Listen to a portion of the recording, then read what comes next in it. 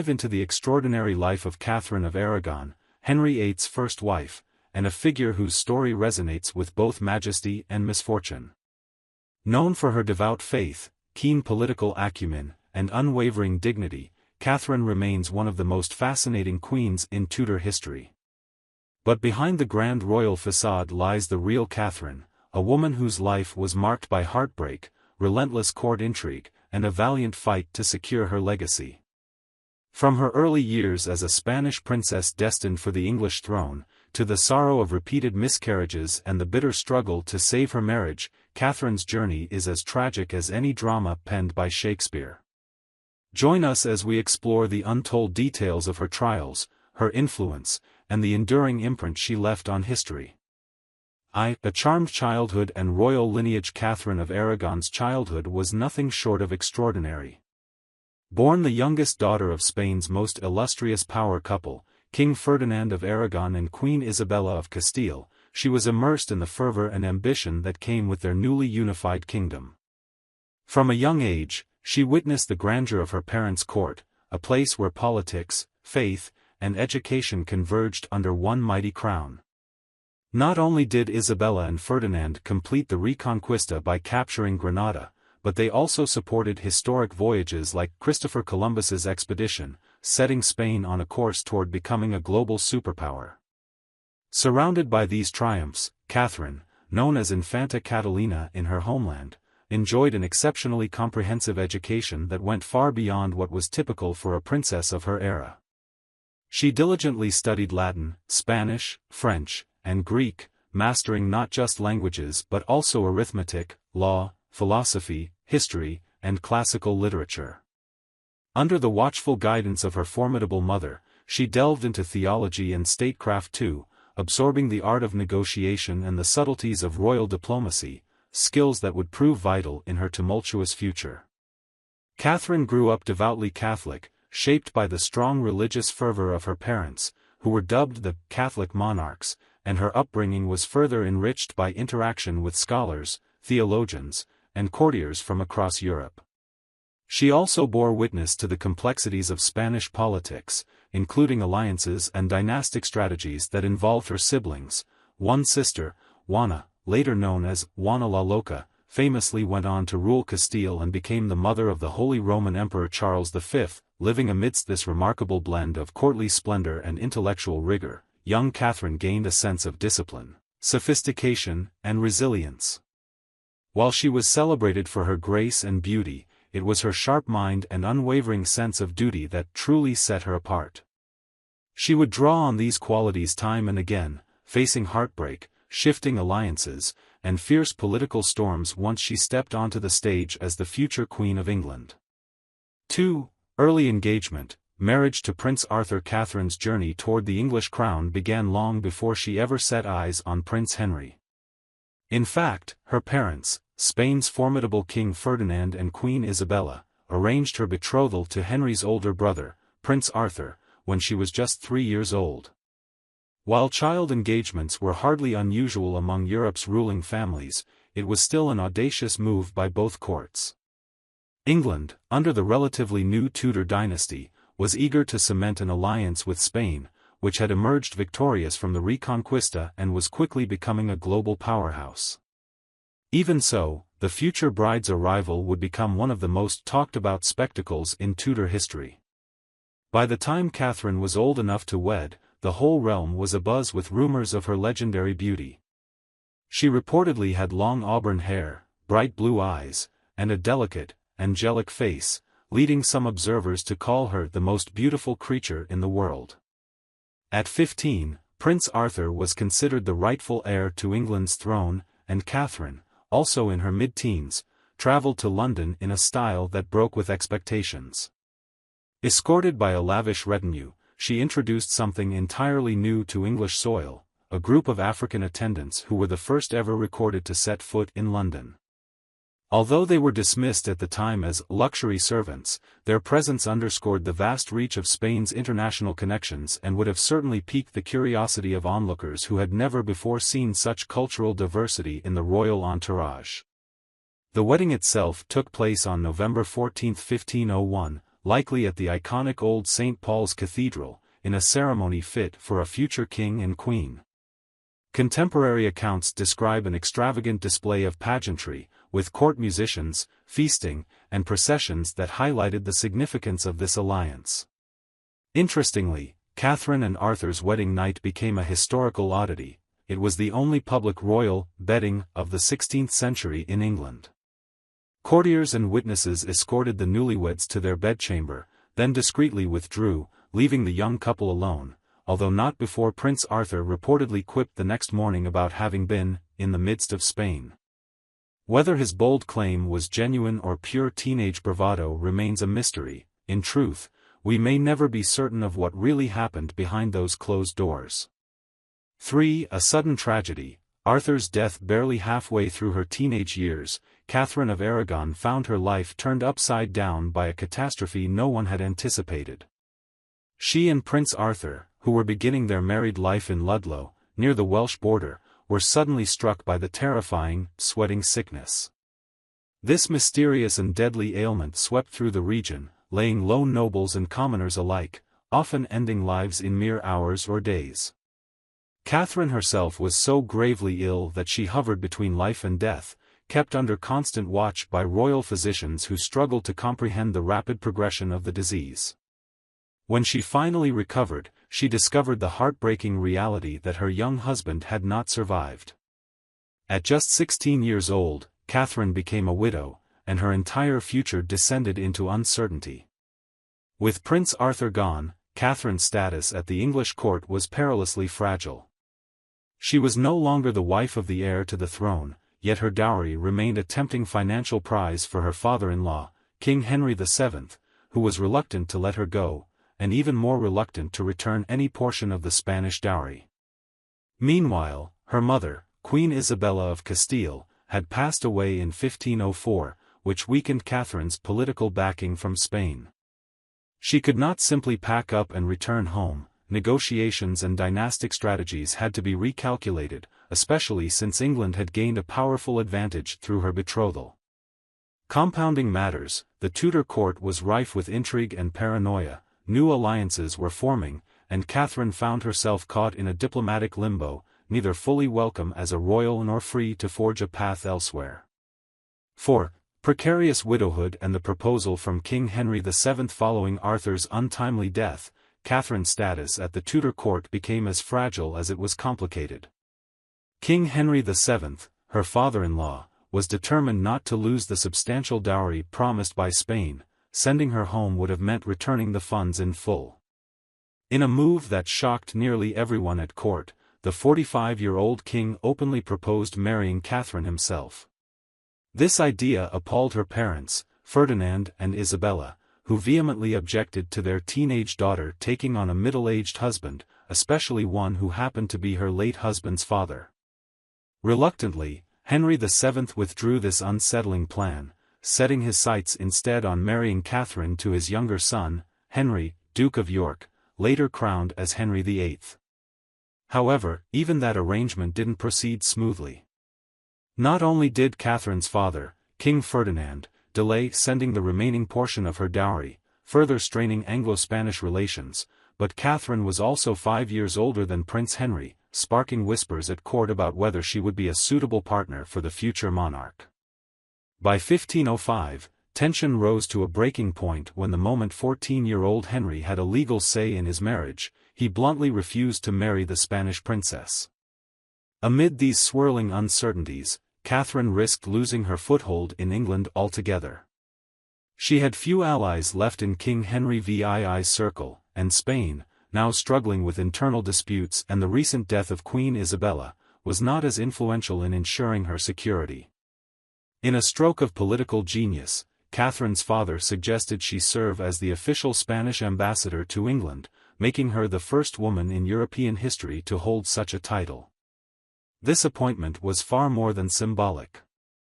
It gave Catherine a direct channel to negotiate her own future, and it kept her in proximity to Prince Henry at court, allowing her to gradually rekindle the idea of a marriage between them.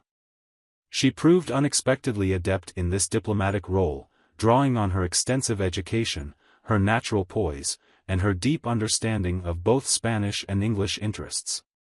Over these tense years, she balanced delicate negotiations between two crowns, fended off rumors that her time as a potential bride had passed, and continued to display the resilience and intelligence that would come to define her tenure as queen.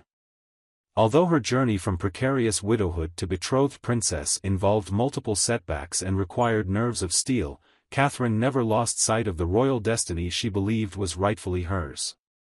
The marriage to Henry VIII and the quest for an heir at long last. On June 11, 1509, after nearly 7 agonizing years of negotiations, diplomatic standoffs, and family tragedies, Henry took the throne as King of England and made Catherine his queen.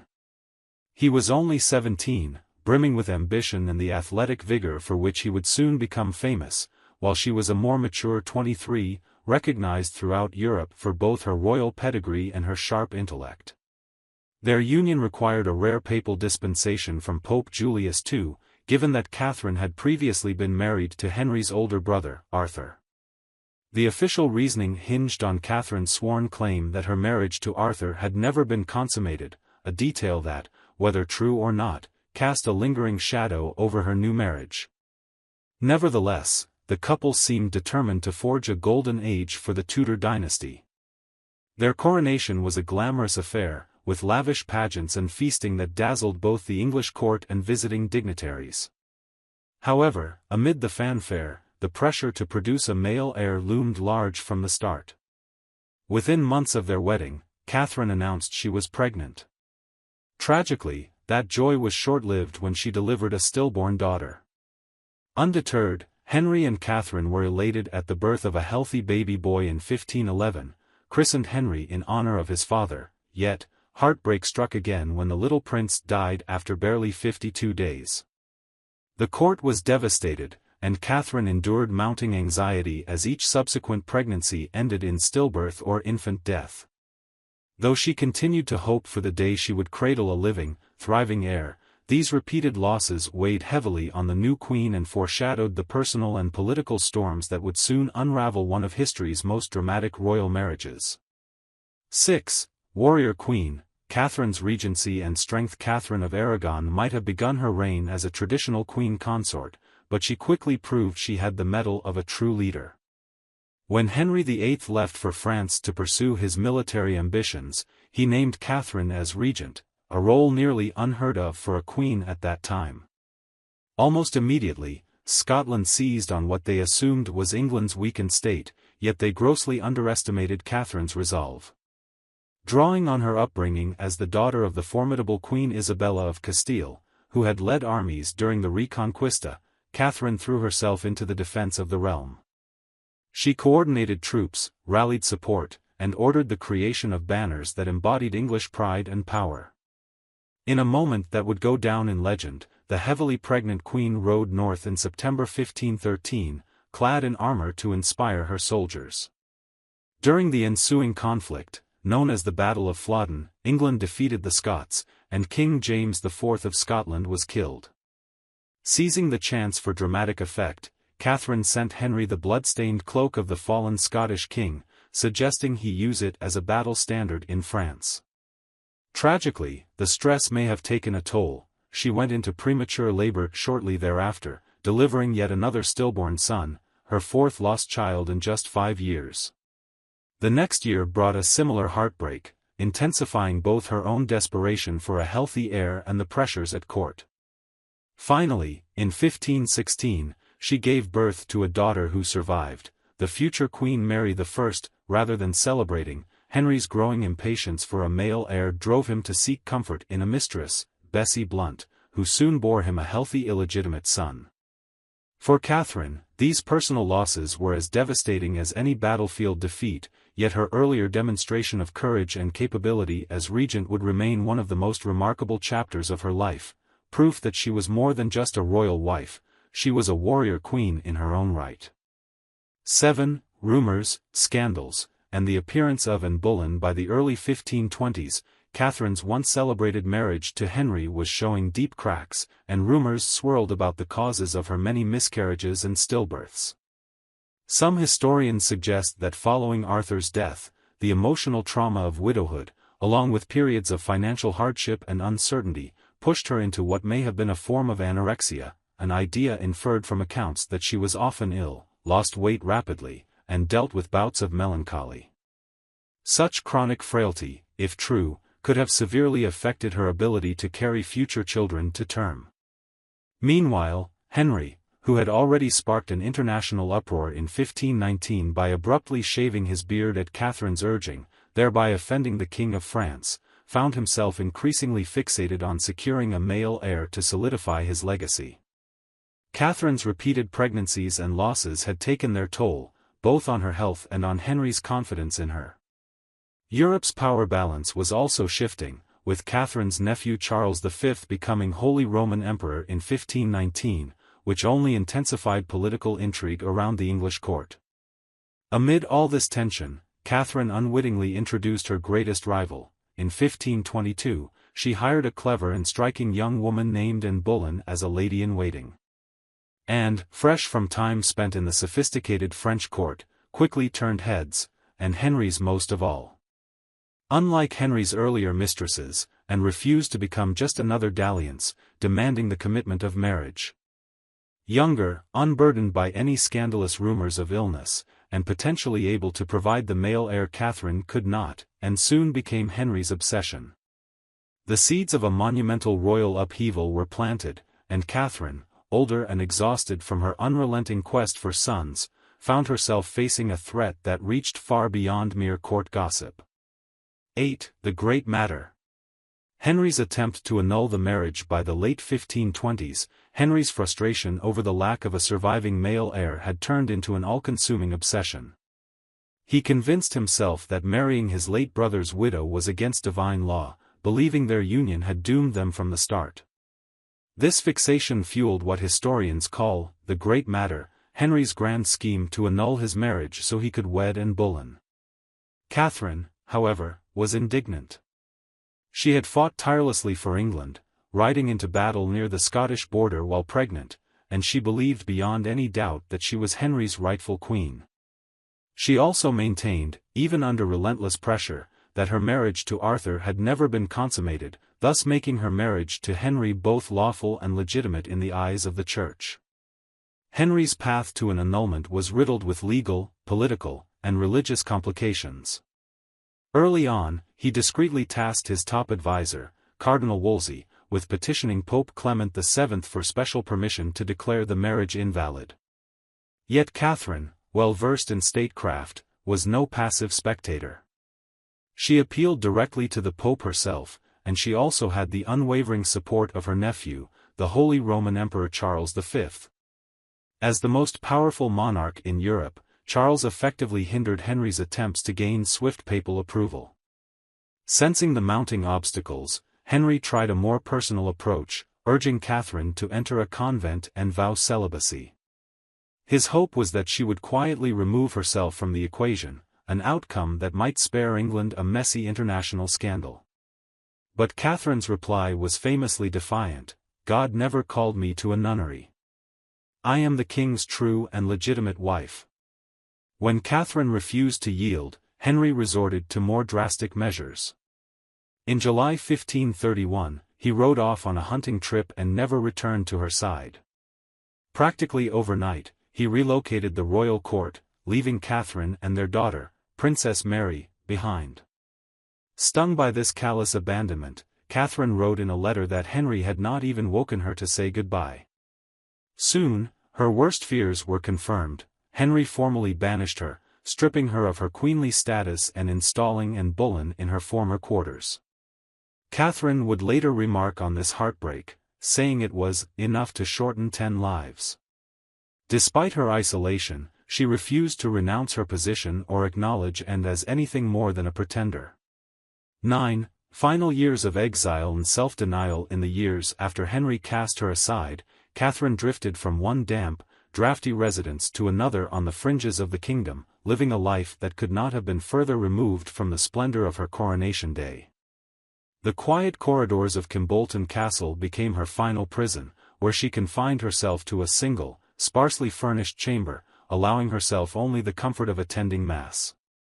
What startled even her closest attendants was the extreme austerity of her new daily routine. She drastically reduced her food intake, more through choice than lack of resources, and donned a hair shirt under her garments, its rough fibers incessantly scraping her skin to foster repentance in the most literal, painful sense.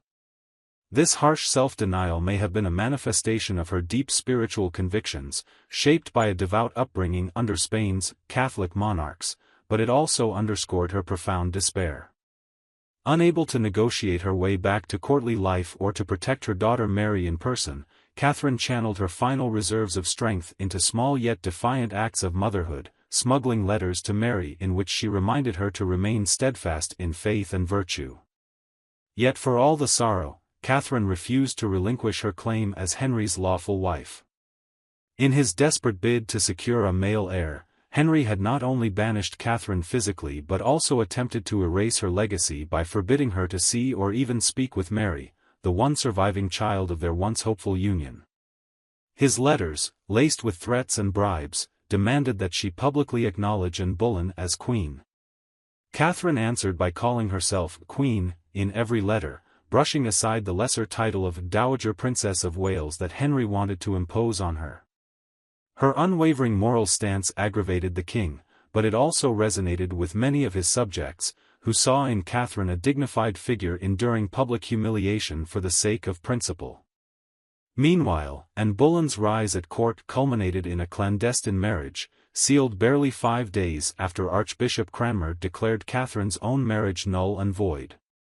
This final blow left Catherine stripped of her status, her health declining, and her influence confined to the loyalty of a few faithful household members. Even then, she stood her ground, refusing to bend to the new political order that Henry and Anne represented, and in doing so, she crafted a legacy of steadfast devotion that would outlive the immediate drama of her exile.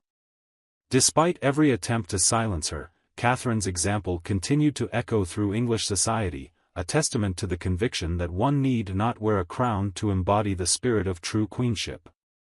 A heartbreaking farewell. By 1535, the once radiant Catherine of Aragon had been worn down by years of heartache, political isolation, and the physical toll of multiple failed pregnancies. Her auburn hair faded, her figure fuller, her spirit weighed by unrelenting sorrow.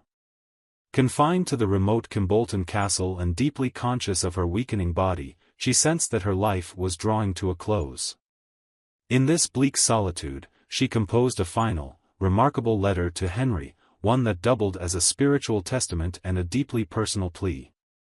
Despite having every reason to curse him for his betrayal, he had discarded her for Anne Boleyn and forbidden her contact with their only living child. Catherine instead blended rebuke and mercy in equal measure. She reminded Henry of the injustices she had suffered, yet underscored her enduring devotion, writing, "For my part, one pardon you everything, and I wish to devoutly pray God that he will pardon you also." The letter's parting words, however, remain its most poignant. "Lastly, I make this vow, that mine eyes desire you above all things." Even as she pleaded for the well-being of Princess Mary, she chose to sign it with the title she had never renounced, Catherine the Queen. This emotional farewell laid bare her unwavering conviction that, in both God's eyes and her own, she was forever Henry's lawful wife. Though physically she had deteriorated, often relying on the discreet charity of her remaining household and comforting herself with devout prayer, her final words showed a spirit unbroken. Some accounts suggest that even Henry, upon receiving the letter, was briefly moved to remorse, though he never relented in his campaign to erase her from the tapestry of his reign. Nonetheless, Catherine's heartfelt farewell, steeped in both reproach and absolution, revealed a profound inner strength that transcended her grim reality, cementing her legacy as a figure of unwavering faith and dignity in the face of royal abandonment. 11. Catherine's mysterious death and rumors of poisoning. In early January of 1536, as winter's chill settled over Kimbolton Castle, Catherine of Aragon lay gravely ill, battling symptoms so puzzling that even her closest attendants did not know quite what to expect. King Henry had forbidden anyone sympathetic to Catherine's cause from visiting her, yet her loyal friend Maria de Salinas, a woman unafraid of risking the king's wrath, set off on a frantic, 6-mile horseback journey to be by her side. Cleverly deceiving the guards by claiming she had misplaced her permission papers, Maria managed to gain entry just in time to offer comfort during Catherine's final hours. On January 7, 1536, the woman once hailed as Henry's beloved queen slipped away, leaving behind whispers of foul play and heartbreak. While some interpreted Henry and Anne Boleyn's choice of bright yellow attire as a triumphant celebration of Catherine's death, others argued it was actually the Spanish color of mourning, perhaps a token show of respect. Either way, the day of Catherine's funeral brought what many saw as a dark twist of fate. Anne Boleyn miscarried a child said to be a boy, a devastating blow to her standing at court. When Catherine's embalmer prepared her body, he found everything to be in good condition except for her heart, which had turned black, a morbid discovery that spurred rampant rumors of poisoning, allegedly orchestrated by Henry or Anne. Modern scholars, however, generally dismiss these suspicions, pointing instead to cancer of the heart, a rare ailment that can blacken the organ. Catherine was about 50 at the time of her death and was ultimately interred at Peterborough Abbey, buried with the ceremony of a princess dowager rather than a reigning queen, yet her epitaph would later acknowledge her true rank as Catherine Queen of England. In the end, her final act of defiance was simply leaving this life on her own terms, comforted by a friend's unwavering devotion, and securing a poignant posthumous revenge against those who had once cast her aside. 12. Legacy, hauntings, and final thoughts. Legends say that Catherine's spirit still lingers in places she once called home, most famously at Castle Lodge in Ludlow, where she stayed during her brief marriage to Prince Arthur. Visitors sometimes claim to glimpse a forlorn figure in Tudor finery, wandering corridors, and a nursery that was never graced by the children she hoped to bear. Other rumors place her ghost at Kimbolton Castle, the site of her final confinement, suggesting she cannot fully rest after all she endured. Beyond these spectral tales, Catherine's real legacy lies in her unwavering dignity and resilience. As the first of Henry VIII's 6 queens, she reigned as his consort for nearly 24 years, longer than any who would follow, and her death from natural causes stands in stark contrast to the fates of Anne Boleyn and Catherine Howard. She was laid to rest at Peterborough Abbey, now Peterborough Cathedral, in a ceremony befitting a Dowager Princess of Wales rather than a Queen of England, yet many devout admirers still honor her memory, leaving tokens and pomegranates, her personal emblem, on her tomb. Today, historians hail her sharp political mind, her mastery of European diplomacy, and her steadfast commitment to her principles and faith, all of which underscore a life that was far more nuanced than the tragic caricature of a discarded queen. Catherine of Aragon remains a figure of both myth and history, her spirit haunting not only the ancient halls of England's castles but also the collective imagination of those who see in her story a timeless example of courage in the face of adversity. And that brings us to the end of our exploration of Catherine of Aragon's tragic story, a queen who embodied both grace and sorrow amidst the towering ambitions of Henry VIII's court. Her life stands as a powerful testament to the cost of royal alliances, the perils of political maneuvering, and the profound strength of a woman fighting for her beliefs. If you found her journey as compelling as we did, be sure to like, share, and subscribe.